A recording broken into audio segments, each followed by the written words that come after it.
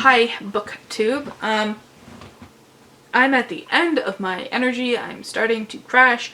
I am doing my last tag video in this series of tag videos that I'm gonna upload all within a week or two, however many videos there are. Caffeine is running low. Starting to get tired. It's only 9 at night. I don't work tomorrow. Anyways, this tag is the Nonfiction on Booktube tag. I found it on Triumphal Reads channel, and it was created by a book Olive. So, let's talk about nonfiction. I've recently got into reading more nonfiction, so I thought this would be an appropriate tag. Question the first, how much nonfiction do you read? I normally don't read a lot of nonfiction, but these past few months I've just been like voraciously looking for and reading nonfiction, so it's just increased in the past few months. Gradually it's been happening for like the past year and a bit, and I've always read, you know, 1 or 2 nonfiction here and there, but recently it's been like more like 1 or 2 a month. Yeah. Number 2. What kind of nonfiction videos do you want to make on Booktube? That's still a question I'm asking myself about how to share nonfiction books. One video I did was like 5 things I learned from Peace and Good Order by Harold R. Johnson. And I like doing that kind of stuff.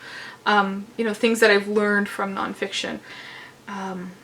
Yeah, so those I think are the kind of videos I'm leaning more towards. I have to look at more nonfiction videos, I guess, now to get an idea of what to film myself. Number 3, what's your favorite subgenre of fiction, nonfiction? I don't know if it's necessarily like a subgenre, more as like hyper-focused.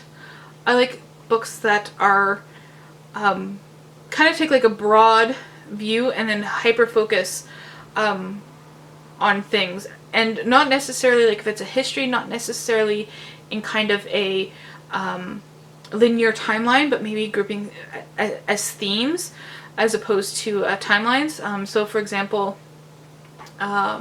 this is hyper-focused. Peace and Good Order, the case for Indigenous justice in Canada. So it's not just talking about Indigenous rights, it's talking about Indigenous rights in regards to law, and even very more specifically in regards to northern Saskatchewan, even though it's kind of applicable all across Canada.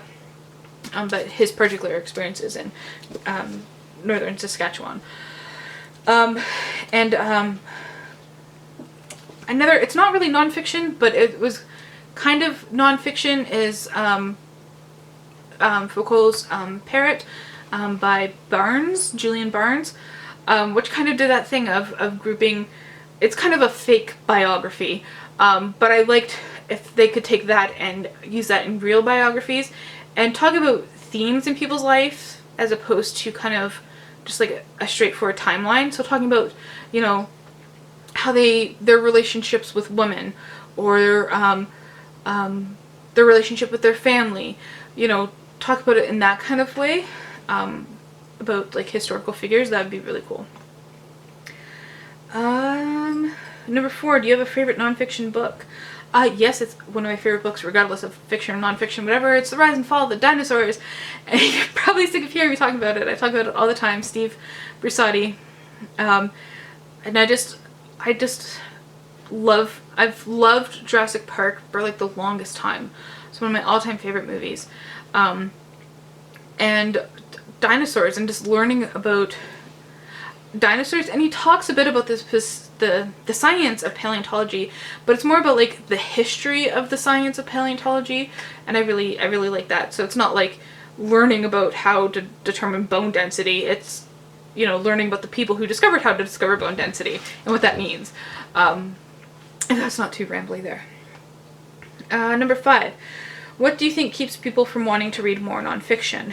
And I think it's the idea that, for me, it was that nonfiction is like a textbook. You know, like it's not dry, there's not really a story, there's no real compelling reason to read it. And that's not always the case. And if that is the case, like, put the book down and, like, forget about it and find something else.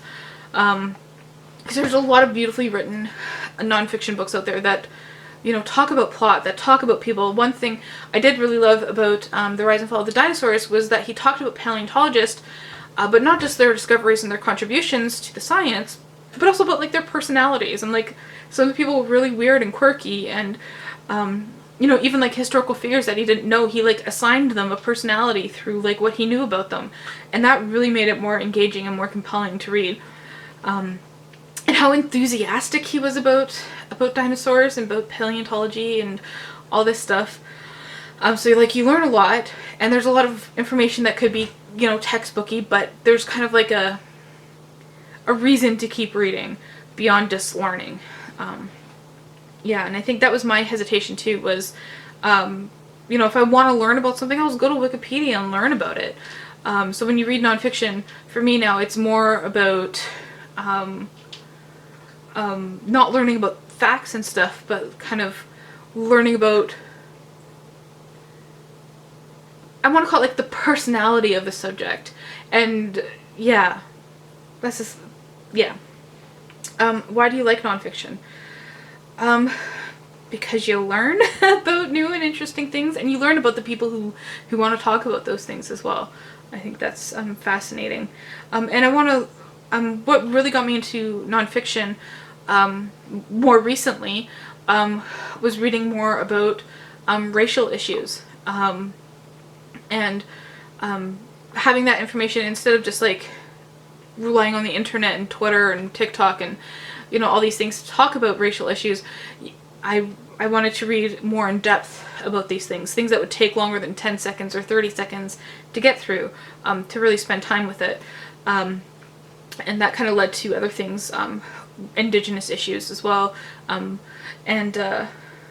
wanting to learn more about Christianity too. That's another focus that I'm focusing on right now in my reading, is learning about, reading nonfiction texts about Christianity, and, like, the history of Christianity, the historical historical person of Jesus, the history of the church, and those kind of things are quite fascinating to me.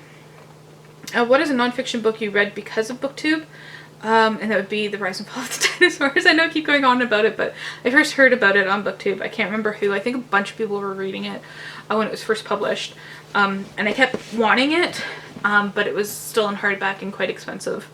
And then I found it for cheap on audiobook, and from there it's just, the rest is history. Yes, you can say. What's the best nonfiction book you've read lately?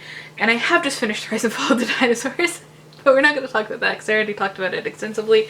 I'm going to talk about the one that I'm currently reading. Actually, right now it's called The Gods of the Upper Air. And it's about early